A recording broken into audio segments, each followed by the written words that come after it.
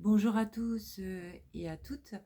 Je vous retrouve aujourd'hui pour une petite vidéo suite à un message qui m'a été transmis et qui me demande de vous parler d'un sujet essentiel qu'est la foi. Alors aujourd'hui, euh, la notion de foi est un peu compliquée parce elle est souvent tributaire de religion. Et c'est pas vraiment de cette foi-là que je veux vous parler, mais plutôt d'une foi qui, dans le yoga, on la nomme Ishvara Pranidhana, c'est-à-dire l'abandon au divin. C'est une forme de confiance en soi, mais de confiance aussi en quelque chose de plus grand.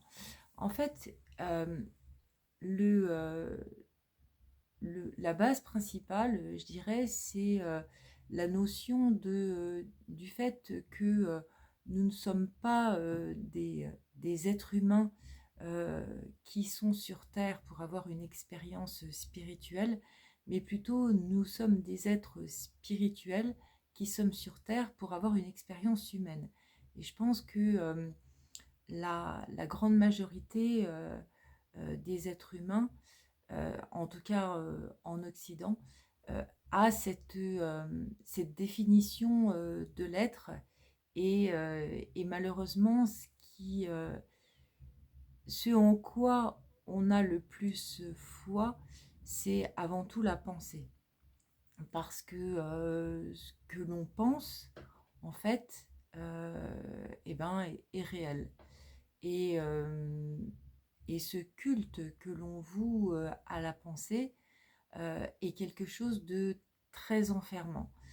Euh, dans notre société actuelle, on a besoin de réponses, on a besoin de se tourner vers notre pensée pour extrapoler un potentiel futur, quelque chose qui nous soit rassurant. Sauf que ce futur, on le construit avec des choses du passé, des choses que l'on connaît. Euh, la foi, je dirais que c'est l'inverse de ça. C'est le fait de se dire que, au fond, euh, comme disait le Bouddha, ce qui nous arrive, c'est juste pour nous. Et surtout, nous avons la capacité de dépasser cette épreuve et que cette épreuve, non seulement on la dépasse, mais elle va nous permettre de cultiver des qualités qui vont nous être nécessaires pour la suite de notre parcours. Alors, pour revenir à la notion de foi, euh, aujourd'hui, euh, je dirais que soit on est dans la foi, soit on est dans la peur. Ce qui caractérise beaucoup notre société actuelle, c'est justement le fait qu'elle soit basée sur la peur. Alors, c'est compréhensible d'une certaine manière, mais nous avons la possibilité de nous mettre un peu à l'écart de ces peurs euh, en ne s'exposant pas trop à, euh, à, à certains médias, on va dire, et surtout en, en revenant, en revenant à soi, en revenant à l'écoute de son corps. Alors c'est sûr que quand on est dans les peurs, on ressent en soi la peur, mais on peut passer d'une peur, imaginez une petite expérience, euh, vous, vous êtes dans une peur quelconque, et puis tout d'un coup, on vient vous annoncer une super bonne nouvelle. Et là, tout d'un coup, la peur se dissipe. Donc, c'est quelque chose qui est possible de dissoudre ces émotions pour les transmuter en quelque chose de positif. Les Indiens disent soit tu es Dieu, soit tu es toi. Si je veux être dans la foi, ce qui va caractériser le fait que je suis dans la foi, c'est le fait que je sois calme, sereine, joyeuse, heureuse. Si je ne suis pas dans cet état d'esprit-là, je suis dans une autre émotion. Mais ces émotions, elles ont une vibration plus basse. Alors, je ne dis pas que c'est quelque chose qui est forcément facile à réaliser, même si certains maîtres vous disent que c'est la chose, c'est très facile à faire. En attendant, en tant qu'être humain, c'est difficile à faire. Mais en fait, ce que je voudrais faire passer comme message aujourd'hui, c'est essayer de vous interroger sur justement cette notion de foi.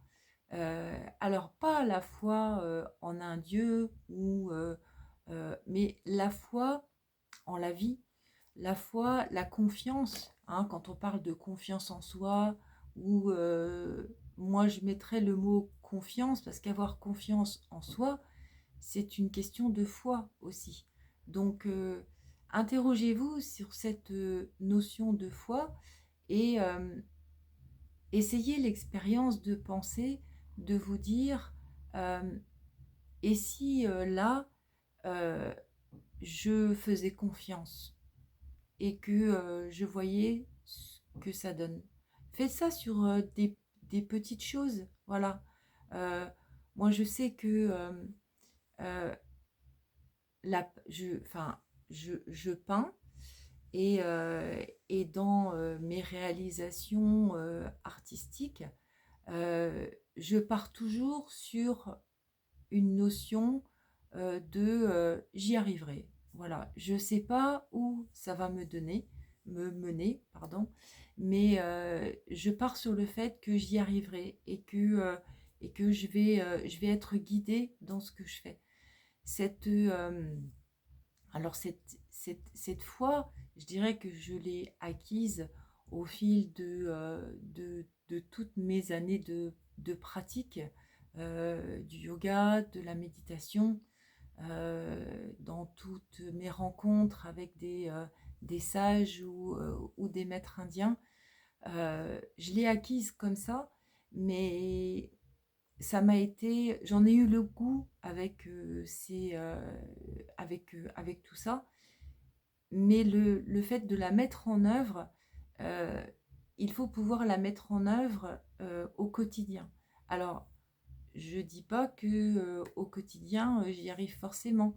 J'ai parfois des doutes. euh, je m'interroge sur certaines choses et comme je vous le disais euh, sur la précédente vidéo, j'ai passé une période assez difficile que l'on nomme la nuit noire de l'âme, où justement j'ai été coupée de toutes ces expériences spirituelles, de tous ces contacts et de toute cette saveur un peu particulière dont j'étais, je l'avoue, assez gourmande. Et aujourd'hui, j'aborde la vie d'une autre manière et, et c'est de cette manière que j'ai envie de le partager avec vous parce que mon objectif c'est pas forcément de faire de belles vidéos euh, bien construites, c'est plutôt le partage parce que euh, parce que ces expériences se multiplient, parce qu'aujourd'hui nous sommes de plus en plus nombreux à avoir ces contacts avec des plans supérieurs. Alors, chacun va se trouver sur un plan particulier parce que ça dépend vraiment de la vibration de son âme. Mais le chemin d'accès à ces plans est un peu identique pour tout le monde avec plus ou moins d'intensité. Et c'est vraiment ce que j'ai envie de vous partager parce que quand la première fois où je suis allée en Inde, l'enseignant avec qui j'étais m'avait dit que il y a un proverbe indien qui dit ce que la chenille appelle la mort, Dieu l'appelle un papillon. Et il avait souri en me disant euh, toi aussi tu vas te transformer en papillon, mais n'oublie pas que entre la chenille et le papillon il y a la chrysalide. Et il m'avait dit à l'époque, chez moi, la chrysalide a duré 20 ans. Et, euh, et je dirais que ce qu'il m'a exprimé, il m'a exprimé en 2009, donc lors de mon premier séjour en Inde. Et je dirais que, eh ben effectivement, ma chrysalide, elle aura duré jusque là. Voilà. Je sors tout doucement de cette chrysalide. Euh, je sens en moi que les choses se transforment, que je deviens une autre personne et, euh, et j'ai envie en tout cas, moi j'ai envie de le partager, mais c'est aussi ce qui m'est demandé. Alors, je vous parlerai aussi de certains messages que je reçois, mais pour l'instant, j'y vais doucement. Je, euh, on apprend à se connaître et à partager. Et en tout cas, j'espère que ces vidéos pourront aider certaines personnes qui, comme moi, traversent ces périodes compliquées. Et en tout cas, voilà, j'espère que cette vidéo vous permettra de vous donner envie de suivre un peu la suite. Et simplement, n'hésitez pas à vous abonner à la chaîne et je vous mets mes coordonnées en bas de cette vidéo pour vous permettre de me contacter si vous avez besoin peut-être d'un soin pour vous amener justement à goûter à la saveur de la foi ou un tirage de cartes. Ça aussi, je vous en parlerai parce que certains tirages m'ont été donnés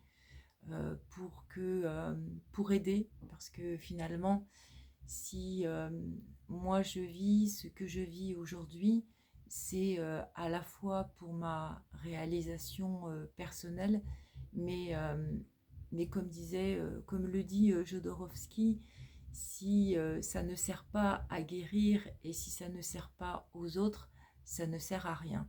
Voilà, donc j'avais envie de répéter cette phrase parce que voilà, mon objectif c'est de vous tendre la main et puis de vous donner envie de partager et si besoin, je suis là. Voilà, je vous remercie de votre attention et d'avoir suivi cette vidéo jusqu'au bout. Et puis je vous dis à bientôt pour la suite de tout ça. Merci beaucoup.